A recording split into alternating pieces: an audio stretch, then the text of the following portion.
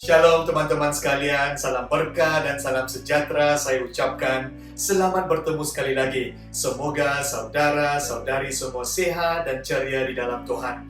Hari ini kita masuk ke dalam prinsip yang ketiga, yaitu prinsip penyimpanan. Untuk sesi ini, kita diperingatkan untuk menyimpan duit dengan setia. Mudah tetapi sangat berkuasa. Simple but powerful. Sebelum kita merenungkan dengan lebih mendalam, izinkan saya katakan bahawa wang bukanlah punca segala kejahatan. Wang adalah neutral saudara-saudari, tetapi cinta kita kepada wang, the love for money, adalah punca segala kejahatan seperti yang tertulis di dalam 1 Timotius 6:10. Ada dua perkara yang boleh kita lakukan di dalam mengerjakan wang. Pertama ialah untuk kita menyimpan wang kita. Kedua ialah untuk kita melaburkan wang kita. Hari ini kita fokus kepada prinsip penyimpanan wang.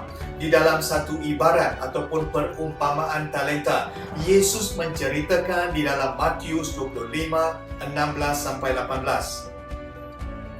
Hamba yang menerima 5 talenta itu memperniagakannya, lalu mendapat untung 5 talenta lagi. Demikian juga yang menerima 2 talenta, dia mendapat laba 2 talenta lagi. Tetapi yang menerima 1 talenta, menggali lubang di tanah dan menyembunyikan wang tuannya di situ. Terjemahan bahasa Indonesia, perkataan memperniagakannya diterjemahkan dengan perkataan mengerjakan. Dan terjemahan Inggris menggunakan perkataan put his money to work, yaitu dia mengerjakan wangnya. Hamba yang pertama dan kedua dipuji oleh tuannya kerana mereka mengerjakan wang dan melipat gandakan jumlah wang tuannya. Yang ketiga, dimurkai tuannya kerana tidak mengerjakan wang, hanya menyembunyikan wang tuannya di lubang tanah. Kita lihat di sini, ada yang diberikan 5 talenta, ada yang diberikan 2 talenta, dan ada yang diberikan 1 talenta. Allah tidak melihat berapa talenta yang kita ada. Sama ada kita ada 1 juta, 1,000 ataupun 100 ringgit. Apa yang Tuhan pentingkan ialah bagaimana kita menguruskannya dan bagaimana kita mengerjakan wang empunya Tuhan kita. Amin, saudara-saudari.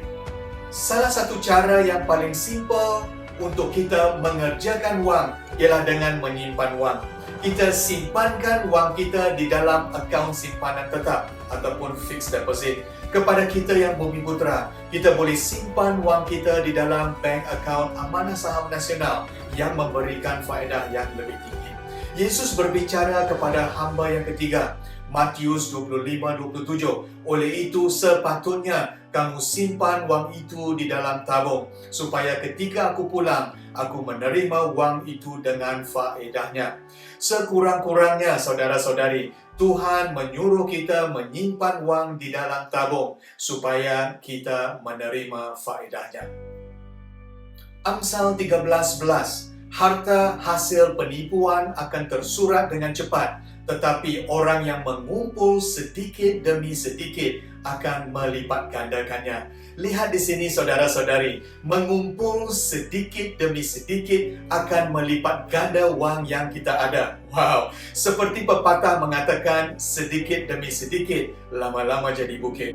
Nah saudara, jumlah penyimpanan tidak penting, tetapi ketekanan kita melakukannya, yaitu konsistensi kita melakukannya adalah penting. Jikalau kita membuat persepuluhan setiap minggu, kita simpan setiap minggu. Jikalau kita membuat persepuluhan setiap bulan, kita simpan setiap bulan. Apabila kita menyimpan wang kita secara konsisten, kita akan mendapat faedah bercompound. Compounding interest, saudara-saudari. Maksudnya faedah yang bertindih-tindih. Jadi, dengan simpanan, wang bekerja untuk kita. Dengan hutang pula, kita bekerja untuk wang. Jikalau kita menyimpan 100 ringgit setiap bulan untuk 20 tahun dengan faedah 4%, kita akan mendapat 33,000 ringgit. Jikalau kita menyimpan 500 ringgit setiap bulan untuk 20 tahun dengan faedah 4%, kita akan mendapat 165,000 ringgit, saudara-saudari. Wow, compounding interest akan bekerja untuk kita. Amin, saudara-saudari. Jikalau saudara-saudari mengatakan, Aldaan, saya tidak mampu menyimpan duit. Izinkan saya katakan bahawa saudara-saudari telah membelanjakan terlalu lebih. Izinkan saya cadangkan prinsip 10-10, yaitu kita memberikan 10% kepada Tuhan, yaitu persepuluhan, kita menyimpan 10%, yang bakinya kita hidup dengan 80%. Dan dengan 80% ini, kita memerlukan hikmat Tuhan untuk menguruskannya. Kita akan belajar di dalam sesi akan datang tentang pengurusan wang yang bijak. Tahukah saudara-saudari, secara purata, orang Jepun menyimpan 25% daripada pendapatan mereka. Wow! Orang Eropah 18%. Orang Amerika pula membelanjakan 1% lebih daripada pendapatan mereka. Maksudnya negatif 1% uang simpanan. Yaitu orang Amerika adalah orang yang berhutang, saudara-saudari. Orang Malaysia pula hanya 1.6%. Maksudnya orang Malaysia tidak menyimpan duit secukupnya. Amsal 21:20. Ada harta yang berharga dan minyak di dalam rumah orang bijaksana, tetapi orang bodoh memboroskan hartanya. Maksudnya orang yang bijak menyimpan wang dan orang yang bodoh memboroskan semuanya. Wang adalah alat untuk kita gunakan, saudara-saudari. Jika kita memperalatkan wang, kita akan mengasihi manusia. Tetapi jika kita mengasihi wang, kita akan memperalatkan manusia. Wang adalah hamba yang baik, tetapi bos yang jahat. Amin, teman-teman sekalian. Jadi, hari ini kita diperingatkan, jikalau kita mengabaikan prinsip keuangan yang ketiga, kita tidak akan mendapat berkat Tuhan. Kita bukan hidup untuk hari ini, tetapi untuk masa hadapan. Mari kita cuba sedaya upaya untuk menyimpan wang kita. Menyimpan wang adalah satu disiplin rohani, saudara-saudari, yang harus kita tangani dengan serius. Amin, saudara.